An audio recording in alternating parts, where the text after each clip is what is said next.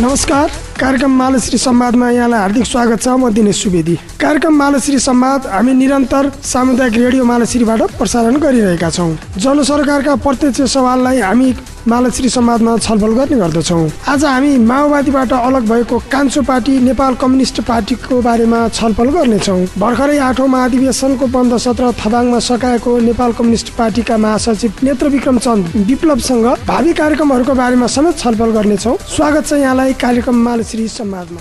धन्यवाद। रोल्पा आइपुग्नु भएको छ महाधिवेशनको चटारोसँगै। महाधिवेशन पनि सिद्ध्याउनु भयो। तपाईँ रोल्पा आउँदै गर्दा हिजो आफै बसेर युद्ध लडेर गएको रोल्पा, धेरै वर्षपछिको रोल्पा कस्तो पाउनुभयो अहिले? यसको दुईटै पक्ष चाहिँ अनुभूति भयो। केही बाह्य क्षेत्रमा विकास, परिवर्तन र एक प्रकारको चाहिँ नयाँपन पनि देखिन्छ। तर जनताको जीवन पहिलेको भन्दा पनि अझै कष्टकर बनेको, एउटा दुःख पीडा झेल्नु परेको र राज्यले रोल्पाप्रति गर्ने व्यवहारमा चाहिँ एउटा गलत रवैया अपनाएको भन्ने कुरा चाहिँ बुझियो।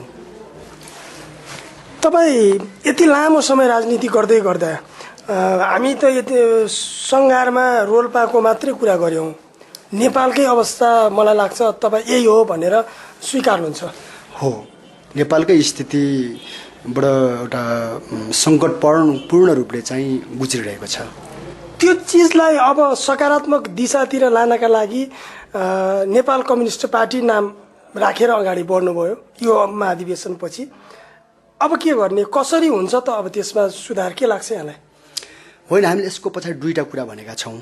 एउटा, नेपालमा जो एउटा राज्य परिवर्तनको लागि 10 वर्ष जनयुद्ध भयो र संसदवादी दल र माओवादीको बिचमा जो विस्तृत शान्ति सम्झौता भयो, त्यसको पालना ठिक तरिकाले हुनुपर्थ्यो र प्रयोग ठिक तरिकाले हुनुपर्थ्यो।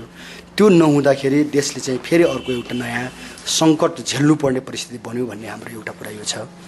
दोस्रो कुरा, तर फेरि यो स्थिति आयो भनेर निराश भएर देशलाई, जनतालाई त्यत्तिकै सडकमा छोड्ने स्थिति चाहिँ बन्नु हुँदैन। हामीले यसलाई सम्हाल्नुपर्छ र निकासतिर लिएर जानुपर्छ। त्यसको लागि हाम्रो पार्टीको भूमिका जुन प्रकारले जानेर जरुरी छ त्यो हामीले योगदान गर्नुपर्छ भन्ने निष्कर्ष हाम्रो छ। के गर्ने अब? हामीले यहाँ पनि 2-3टा कुरा हामीले गरेका छौँ। भन्नुहोस् न, पहिलो कुरा त हामीले आफ्ना कुरा राखिराखेकै छौँ लामो समयदेखि। खास गरी यो पहिलो संविधान सभाको निर्वाचनपछि दोस्रो संविधान सभाको निर्वाचन नहुँदाखेरि जुन दृष्टिकोण हामीले राखेका थियौँ त्यो भनेको विस्तृत शान्ति सम्झौतालाई इमान्दारीपूर्वक पालना गर्नु पर्थ्यो भन्ने जो कुरा थियो, हामीले अहिले त्यही कुरा नै भनिराखेका छौँ। तर त्यो स्थिति सुनवाई भएको अवस्था छैन। त्यसैले यसले चाहिँ देशलाई फेरि अर्को विशाल ध्रुवीकरणतिर लाने हो कि परिवर्तन, अग्रगमन र यथास्थितिको बिचमा ध्रुवीकरणतिर लाने हो कि भन्ने हामी देख्छौँ।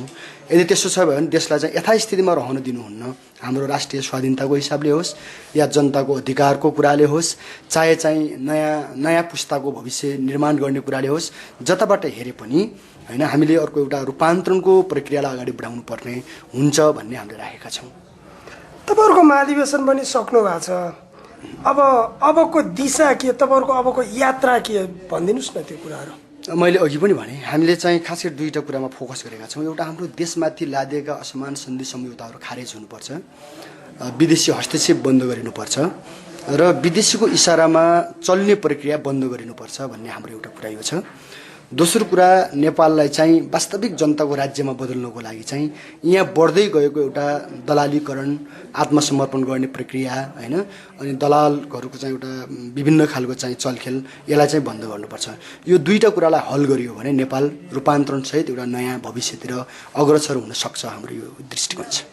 यसलाई लाग्छ सम्झौता, जो असमान सम्झौताहरू भन्नुभयो, त्यो हाम्रो अबको यात्राले हामी त्यसलाई खारेज गर्ने अवस्थासम्म पुग्न सक्छौँ? निश्चय नै, त्योमा कुनै दुविधा छैन। किनकि त्यो कुरा हाम्रो कुरा होइन, त्यो चाहिँ अन्तर्राष्ट्रिय समुदायको दृष्टिले हेर्नुभयो भने पनि यति धेरै असमानता र विविधता होइन, थिचोमिचो सहनु पर्ने कहीँ पनि देखिँदैन भन्नुहोस् न। र अन्तर्राष्ट्रिय समुदायले पनि यसलाई चाहिँ हाम्रो पक्षमै बोल्छ भन्ने हाम्रो विश्वास छ। नेपालकै कुरा गर्नुभयो भने आम जनमतमै हाम्रो देशमाथि लादिएका सबै असमान सन्धि सम्झौताहरूलाई हल गर्नुपर्छ, समाधान गर्नुपर्छ भन्ने सन्दर्भमा नेपाली जनमत पनि अन्तर्राष्ट्रिय समुदायको दृष्टिकोण पनि एक ठाउँमा आइपुग्दाखेरि यो सम्भव हुने कुरा हो।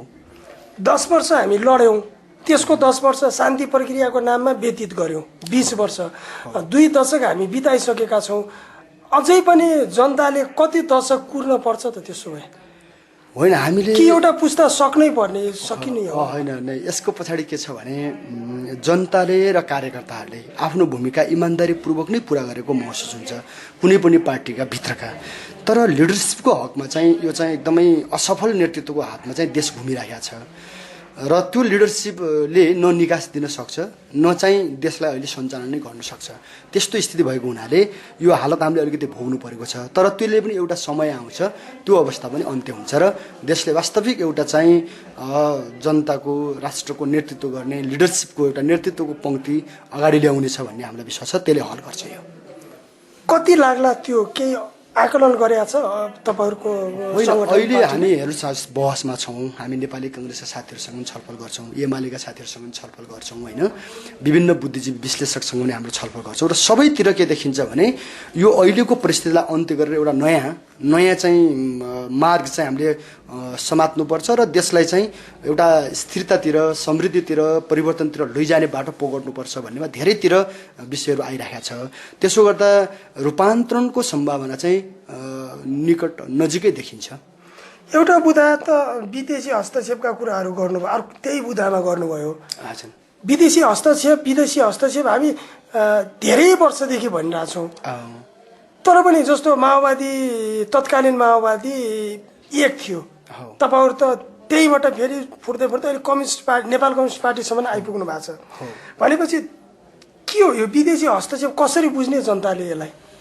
होइन, मैले अघि भने यो लिडरसिप क्वालिटीको समस्या हो, नेतृत्वको गुणको समस्या हो। यो भन्नुहोस् न, नेतृत्वमा जो खालको चाहिँ राष्ट्रको चाहिँ भार थेक्न सक्ने चाहिँ क्षमता हुनुपर्छ, होइन, त्यसको विशेषता हुनुपर्छ, त्यो लिडरसिप चाहिँ हामीले दिन सकेनौँ। त्यसको कारणले हो। तर त्यो पुरा गर्दाखेरि यो हल हुन्छ। त्यो नेतृत्व अब हामी जन्माउँछौँ कि यहीँ भित्रबाट खोज्छौँ? होइन, हामीले जन्माउनुपर्छ अथवा यहीँ भित्रबाट पनि खोज्नुपर्छ। अहिले चलिराखेको लिडरसिपहरूको टिम हेर्दाखेरि त्यो देख्न सकिँदैन, किनकि तिनी सबै टेस्टेड मान्छे हुन्, परीक्षित मान्छे हुन् र आफ्नो परीक्षामा सबै असफल देखिन्छन्। भन्नुहोस् न, बाँकी अरू नयाँ पङ्क्तिबाट अगाडि आउँछ भने चाहिँ तपाईहरु त्यो परीक्षामा सहभागी हुने अवसर नपाएर हो अथवा होइन? त्यो हाम्रो बहस त भयो, निश्चित रूपले तपाईँले भन्नुभयो जस्तो कुरा पनि हो।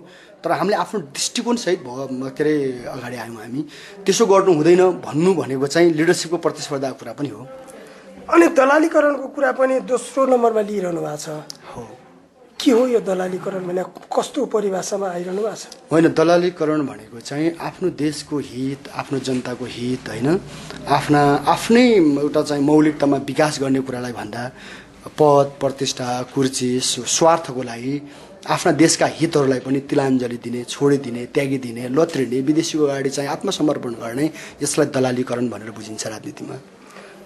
तपाईहरुका एउटा आरोप पनि पछिल्लो चरणमा लागिरहेछ तपाईहरुमाथि, दलालीकरण भन्दै हुनुहुन्छ, कारबाहीको कुराहरू पनि उठाइरहनु भएको छ।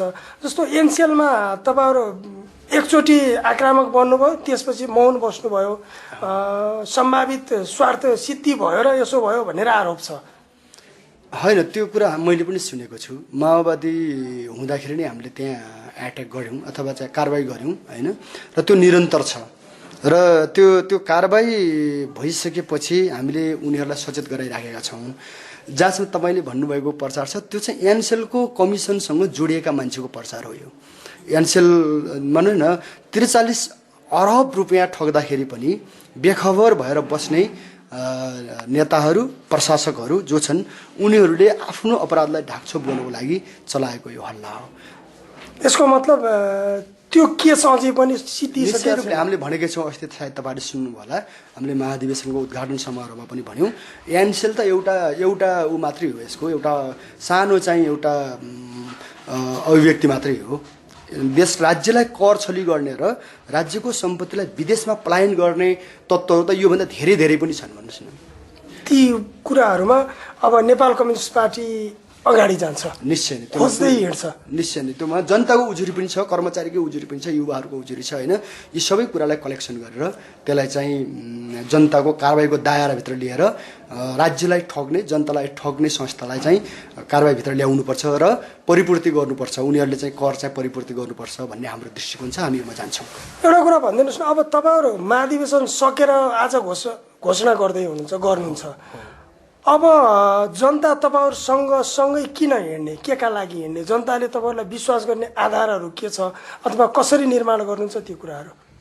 होइन, आफ्नै लागि हिँड्ने, आफ्नै मुक्तिको लागि हिँड्ने, त्यसको आधार जस्तो तपाईँहरूसँग 10 वर्ष त जनता हिँड्यो, यही टिमसँग हिँड्यो, फेरि तपाईँहरूले हामी धोका खायौँ भनेर फेरि अर्को यात्रा खोज्दै हुनुहुन्छ। अब किन विश्वास गर्ने, के आधारहरू? फेरि पनि हिँड्नुपर्छ र जनता हिँड्छन्, नयाँ पिँढी हिँड्नुपर्छ र हिँड्छन्, हामीलाई त्यो विश्वास छ। किनकि अहिलेको नेपाल, अहिलेको नेपाली जनताको भविष्य, अहिलेको जो खालको जनजीवन छ यसलाई स्वीकार गर्न सक्ने स्थिति छैन। यसलाई परिवर्तन गर्नुपर्छ। परिवर्तन गर्नको लागि कमजोरी र भुलहरूबाट, धोकाहरूबाट पाठ सिक्नुपर्छ, तर त्यहीँबाट हामी फर्किनु हुँदैन। फर्क्यौँ भने हाम्रो जीवन अझै चौपट हुन्छ। त्यसकारण जनताले आफ्नो मुक्तिको, आफ्नो अधिकारको, आफ्नो देशको स्वाधीनताको लडाइँ चाहिँ निरन्तर जारी राख्नुपर्छ। जहिलेसम्म यो पुरा हुँदैन त्यति बेलासम्म जारी राख्नुपर्छ। त्योमा चाहिँ जनताबाट कमी हुने मैले देखेको छैन।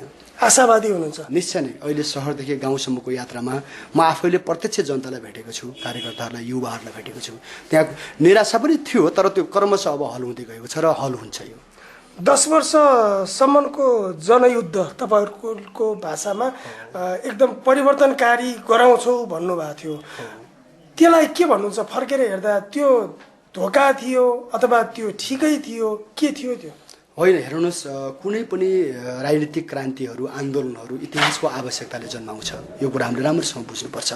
7 सालमा नेपाली कङ्ग्रेसले राणाहरूको विरुद्धमा उठाएको बन्दुकको आवश्यकता, या 28 सालमा एमाले पञ्चायतको विरुद्धमा उठाएको बन्दुकको आवश्यकता, या माओवादीले 52 सालदेखि 62 साल 12 वर्षसम्म चलाएको, 10 वर्षसम्म चलाएको जनयुद्धको आवश्यकता, यो कुनै मान्छे विशेषको इच्छाको कुरा होइन। यो नेपाली समाजले आवश्यक ठानेको र नेपाल राष्ट्रले आवश्यक ठानेको ऐतिहासिक आवश्यकता थियो र त्यो सही थियो। त्यसले समाजलाई परिवर्तन गर्ने, त्यसले राज्यलाई परिवर्तन गर्ने, त्यसले जनतालाई अर्को ठाउँमा नयाँ उठाउने, देशलाई अर्को ठाउँमा पुर्याउने जो कुरा थियो त्यो चाहिँ सही थियो। त्यसको पछिल्लो कदम जहाँ जो खालको एउटा विचलन देखा परेको छ त्यसलाई करेक्सन गर्नुपर्छ। विचलनसँग मात्रै आपत्ति हो? निश्चय नै। तपाईँहरू पार्टीको नाम समेत फेर्नुभयो, माओवादी हटाउनु भयो, हो किन त्यसो गर्नुभयो? त्यत्रो 10 वर्षसम्म माओवादकै नाममा लड्नुभयो, फेरि त्यो वादसँग चित्त होइन। होइन, यहाँ मान्छेलाई के भरम छ भने माओवाद अनुसार लड्यो भन्ने छ नि। हामी कम्युनिस्ट भएर लडेको, माओवादी पार्टीको नामले लड्या होइन कि। नाम त हाम्रो पार्टीको नाम भयो होइन। हामी लडेको भने त एउटा कम्युनिस्ट वैज्ञानिक समाजवाद होइन, साम्यवादको उद्देश्य राखेर हामी लडेको कुरा हो। माओवादी त्यति बेलाको हाम्रो नाम थियो, त्यो नराम्रो कुरा होइन, राम्रै कुरा थियो। तर पछिल्लो 10 वर्ष जो शान्तिकालमा आइपुगेपछि हामीले अलि समीक्षा गऱ्यौँ। त्यसको 4वटा कारण हामीले दिएका छौँ होइन। पहिलो कारण हामीले के भनेका छौँ भने माओवादी भन्दा पनि मुख्य कुरा कम्युनिस्ट हुने हो भन्ने हाम्रो तर्क छ। र कम्युनिस्ट हुँदाखेरि माओ मात्रै भन्ने कुरा हुँदैन। मार्क्स, लेनिन, माओदेखि लिएर सबै विश्वका चाहिँ समाजवादी आन्दोलनलाई चाहिँ प्रतिनिधित्व गर्ने शब्द छान्दाखेरि कम्युनिस्ट शब्द नै माथि हो भन्ने हाम्रो एउटा पर्यो होइन। दोस्रो कुरा, हामीले नेपालमा अहिले कम्युनिस्टहरू टुक्रा टुक्रा भएर छरिएको स्थिति पनि छ। त्यसलाई एक ठाउँमा ल्याउन लागि ध्रुवीकरण गर्नको लागि पनि यो नामले मद्दत गर्न सक्छ भन्ने कुरा हामीले त्यो गऱ्यौँ। तेस्रो कुरा, माओवादी भन्ने एउटा शक्ति फेरि संसदमा नराम्रोसँग विचलित भएर फसेको र भ्रष्टीकरण पनि भएको स्थितिमा, बदनाम पनि भएको स्थितिमा भन्नुहोस् न होइन, यो भ्रष्टाचार, कालोबजारिया होइन, विभिन्न खालका चाहिँ के अरे यो आर्थिक अवचलनमा मुछिँदै जाने र जनताले त्यसलाई चाहिँ एकदमै तिरस्कार गर्दै गएको परिवेशमा त्यही नामबाट अब समूह परिचालित हुनुभन्दा एउटा समग्र नाममा जनतालाई गोलबन्द गर्दा राम्रो हुन्छ भन्ने कुराहरू। चौथो कुरा के हो भन्दाखेरि आजको सन्दर्भमा होइन, अब नयाँ परिवेश जो हामीले रेभोल्युसनको कुरा पनि गरेका छौँ, हामीले के भनेका छौँ भने किसान मजदुर मात्रै होइन, सहरलाई पनि जोड्नुपर्छ, युवाहरूलाई पनि जोड्नुपर्छ, बुद्धिजीवीलाई पनि जोड्नुपर्छ, यहाँ त लोकतन्त्रवादीलाई पनि जोड्नुपर्छ, देशभक्तलाई पनि जोड्नुपर्छ। यो सबै फराकिलो कुरालाई जोड्नको लागि चाहिँ नाम पनि अहिले नयाँ सन्दर्भसहितको हुँदाखेरि ठिक हुन्छ भनेर हामीले नाम प्रस्तावित गऱ्यौँ र पास गऱ्यौँ। तपाईँहरूसँग सँगै हिजो लडेका लडाकुहरू कुन अवस्थामा कहाँ हुनुहुन्छ भन्ने कुरा तपाईँहरूसँग राख्नु भएको छ? त्यो तथ्याङ्कहरू हो, हामीसँग छ त्यो कुरा। बिचमा चाहिँ भुल्नुभयो है त्यसलाई? होइन, हामीले त सङ्घर्ष गऱ्यौँ नि। हामीले त के भन्यौँ, नेपालमा 2टा सेना थियो, एउटै बनाउनुपर्छ भनेर सायद तपाईँलाई यो राम्रोसँग थाहा छ। र अझ पार्टी विभाजित हुनु र हामीले नयाँ पार्टी बनाउनुको मुख्य कारण नै जनमुक्ति सेना जो लडेर आएको टिम हो, त्यसलाई चाहिँ विसर्जन गर्ने निर्णय प्रचण्ड र बाबुरामले जो गरे त्यसको विरुद्धमा चाहिँ हामीले गरेको हो। दैनिक त्रिभुवन अन्तर्राष्ट्रिय विमानस्थलमा 3-4वटा बाकस झर्दै गर्दा कहिलेकाहीँ यहाँसँगै लडेका साथीहरूको पनि झर्छ होला, कस्तो लाग्छ यहाँलाई त्यो बेलामा?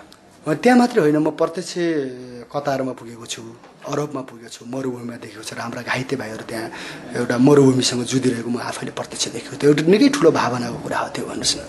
र उनीहरू निराश छैनन्, उनीहरू आफ्नो देशमा आएर फेरि एकचोटि आवश्यक पऱ्यो भने योगदान गर्न तयार छन्। दुःखको कुरा हो युवाहरू पलायन हुने कुरा, तर यो चाहिँ फेरि हामीले यसलाई अर्को नयाँ ढङ्गले चाहिँ केन्द्रित गर्नुपर्छ, विश्वास दिलाउनुपर्छ युवाहरू। फेरि ती युवाहरू आफ्नो उमेर अवधिमा जो गरी खाउँला भन्ने उमेर अवधिमा नेपालमै आएर फेरि केही गर्न पाउने अवस्था आउला, हामीले त्यो आशा गर्छौँ। त्योमा कुनै दुविधामा तपाईँहरू सबै भन्नुहोस् न, यहाँ अलिकति डेमार्केसन गर्ने कुरा पनि छ, त्यो होइन, यो विभाजित गर्ने कुरा सबै नयाँ नयाँ युवाहरूलाई चाहिँ एउटा उज्जवल भविष्यतिर लाने हो भने हामीले आशा बोक्नै पर्छ। एउटा कुरा आम रूपमा बुझाइ छ, विप्लव माओवादी भनिन्थ्यो पहिला, नाम फेर्नु भएको छ नेपाल कम्युनिस्ट पार्टी, अब हतियारसँग नजिक जान्छ कि भन्ने एउटा चासोको विषय, त्रासको विषय, अथवा कसैलाई चाहिँ भइदिए हुन्थ्यो भन्ने पनि होला। यो विषयहरू बिचमा के छ, यहाँ के भन्न चाहनुहुन्छ? होइन, हतियारको राजनीतिलाई हामीले सस्तो पनि बनाउनु हुँदैन, त्यसलाई हामीले असम्भव पनि बनाउनु हुँदैन, त्यसलाई पनि राज्यको राजनीतिक आन्दोलनले आवश्यक ठान्दाखेरि सहज हुने कुरा पनि हो, तर त्यो त्यत्तिकै सरल तरिकाले त्यसलाई जथाभावी प्रयोग गर्ने कुरा पनि होइन। तर आज राज्य जसरी गइरहेको छ यसले चाहिँ के देखिन्छ भन्दाखेरि एउटा मुठभेडको वातावरण बनाउन खोजेको हो, किनकि जनताको कुरा केही पनि नसुनेर पेलेर जो जान खोजिरहेको छ। अझ प्रचण्डजीहरूको सरकारपछि जो खालको गतिविधि देखिन्छ यसले सबैलाई गम्भीर चाहिँ बनाएको छ। त्यसको मतलब हामी हतियार उठाइहाल्छौँ, हामीले यो भनेका छैनौँ। अब तपाईहरुसँग एकता हुने अथवा तपाईहरुसँग सहकार्य गर्ने शक्तिहरू अर्को कुनै पनि देख्नु भएको छ अथवा व्यक्तिहरूको खोजी केही गर्नु भएको छ? निश्चय नै त्यो छ, सम्भव छ, त्यो यहाँ ढुक्क हुनुहुन्छ एकदमै, त्यसमा कुनै चिन्ता छैन। अनि यहाँको यो एकीकृत जनक्रान्ति भनेर ल्याइरहनु भएको छ, के हो यो भित्र के छ जनताले अलिकति बुझ्ने भाषामा? योलाई हामीले के भनेका छौँ भन्दा नेपालको अहिले 60 वर्षको राजनीतिक आन्दोलनको सार खिच्दै त्यसलाई विश्लेषण गर्दै हामीले कुनै विदेशी देशको क्रान्तिको नक्कल गरेर क्रान्ति गर्ने भन्दा पनि हाम्रो जनताको आकाङ्क्षा, भावना, आवश्यकता, यहाँको क्षमता, यी सबै कुरालाई हेरेर क्रान्तिको नेतृत्व गर्नुपर्छ। र त्यो शब्दलाई व्यक्त गर्दाखेरि हामीले युनिफाइड पिपुल्स रेभोल्युसन अथवा एकीकृत जनक्रान्ति भनेर हामीले भनेका छौँ। किनकि पहिला विद्रोह भन्ने कम्युनिस्टहरूले प्रयोग गर्ने एउटा विद्रोह भन्ने शब्द छ होइन, त्यो चाहिँ लेनिनले रुसमा प्रयोग गर्नुभएको कुराहरू हो। अर्को जनयुद्ध भन्ने माओ सेतुङले संश्लेषण गरेको सिद्धान्त हो, त्यो चिनमा लड्दाखेरि होइन, त्यो कुरा छ। त्यो गलत भन्दा पनि त्यो गलत होइन, तर आजको 100 वर्ष लेनिनभन्दा ठिक 100 वर्ष हामी यता आएका छौँ र माओ सेतुङभन्दा पाउने 100 वर्ष यता आएका छौँ र ती कुराहरूलाई जस्ताको तस्तै नेपालमा प्रयोग गर्दाखेरि त्यो मिल्दैन। त्यसैले नेपाली समाज अनुसार चाहिँ क्रान्तिको बाटो निर्धारण गर्नुपर्छ भनेपछि हामीले गाउँ र सहरलाई मिलाउने, पढे लेखेका र किसान मजदुरलाई मिलाउने, युनिभर्सिटी र कलेजबाट आएका युवाहरू र किसान श्रमिकहरूलाई मिलाउने, ती सबै कुरालाई मिलाउँदा देशभक्त र कम्युनिस्टहरूलाई मिलाउने, लोकतन्त्रवादी र कम्युनिस्टहरूलाई पनि मिलाउने सच्चा खालको यो हुँदाखेरि चाहिँ यो क्रान्तिको चरित्र चाहिँ अलि नयाँ प्रकारको हुन्छ भन्ने हाम्रो निष्कर्ष भयो र हामीले संश्लेषण गर्यौँ।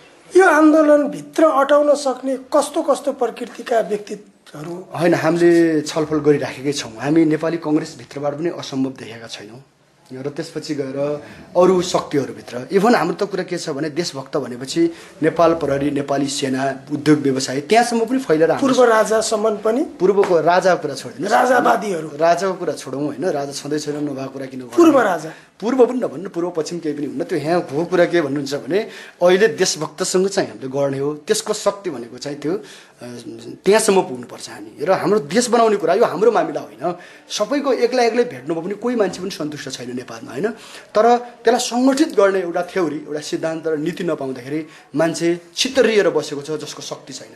त्यसलाई एक ठाउँमा ल्याउने हामीले चाहिँ एउटा थ्योरी डेभलप गर्ने हो भने हामीले एउटा शक्ति आर्जन गर्न सक्छौँ। जनताको एकताबाट पैदा हुने शक्तिलाई हामीले अगाडि बढायौँ भने अहिलेसम्म हल नभएका मामिलाहरू हल हुन सक्छन्। अब ती सम्पूर्ण शक्तिहरू एक ठाउँमा आयो अथवा देशभक्त शक्तिहरू एक ठाउँमा आयो, हामी अगाडि बढ्दै गयौँ, राज्यले त निश्चय पनि अब स्वतन्त्र हिसाबले अथवा खुला हिसाबले त अगाडि जान नदिएला, त्यो त विगतले पनि देखाएको छ। त्यो अवस्थामा हामी के गर्छौँ अब? होइन, दिनुपर्छ राज्यले। इतिहासले त दिँदैन भन्छ। दिँदैन भनेपछि त्यसको जवाब पनि आउँछ।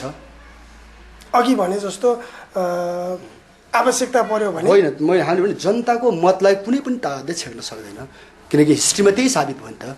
राणाहरू जतिको निरङ्कुश र एकदम क्रूर खालको शासन त कल्पनै गर्न सकिँदैन, तर त्यो त टिकेन।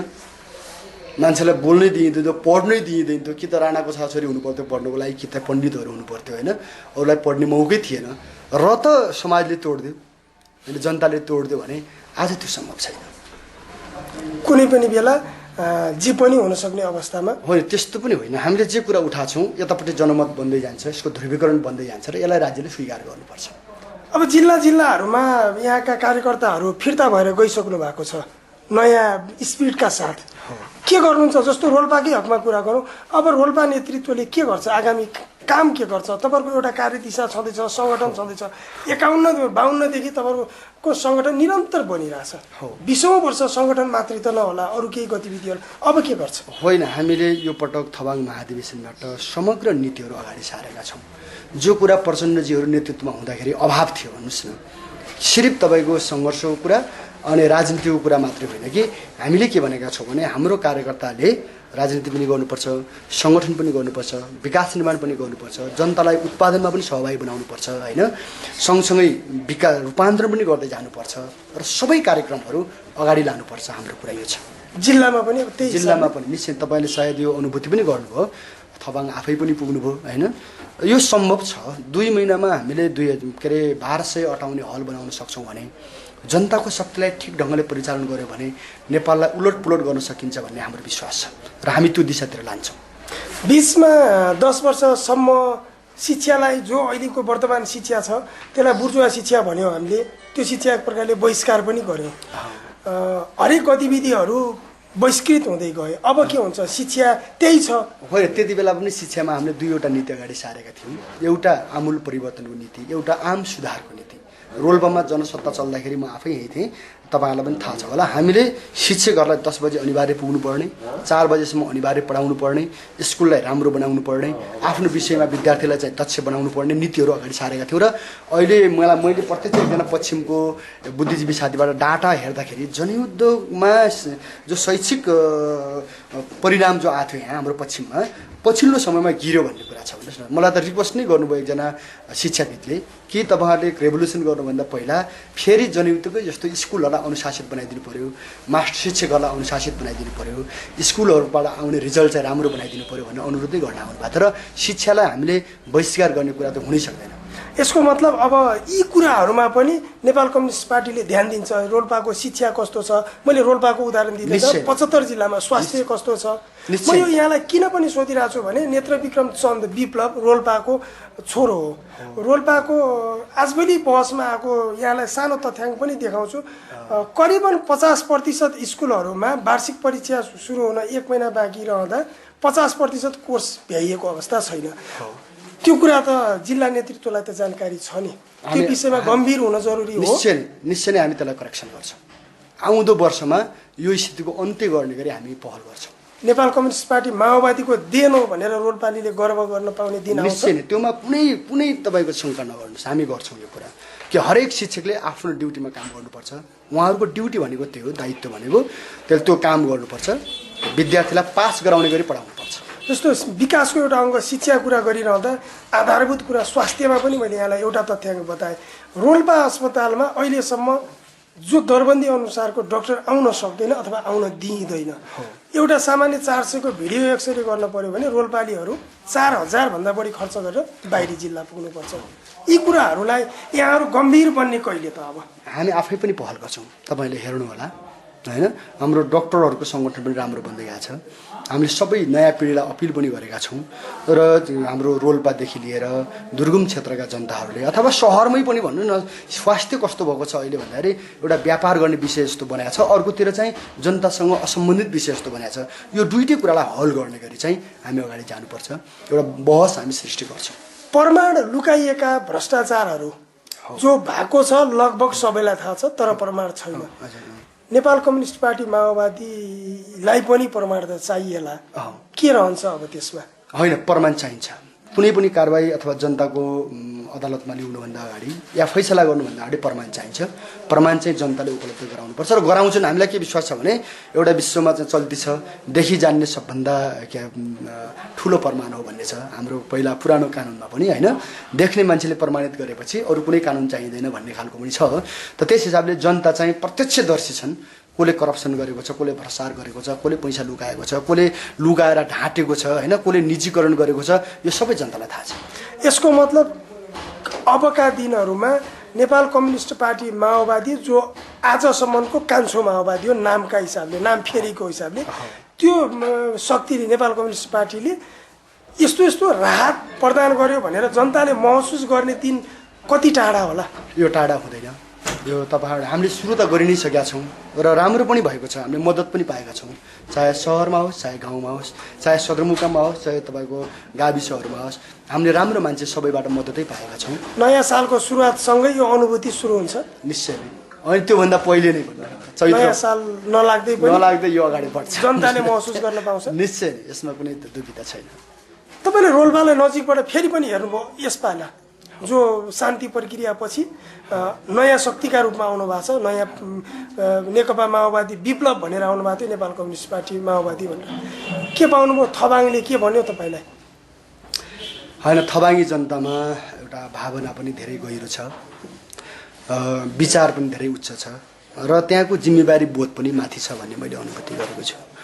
र हामीले त्यहाँको खुल्ला सभामा भाग पनि लियौँ र मैले देखेको जनयुद्धदेखि यहाँसम्मकोमा सबभन्दा ठुलो सभा जनताहरूको सहभागिता भयो र उहाँले दिएका उपहारहरू, उहाँले दिएका सुझावहरू सबै हेर्दाखेरि थबाङको मात्रै होइन, यो नेपाली जनताकै भावना हो भन्ने हामीलाई लागेको छ।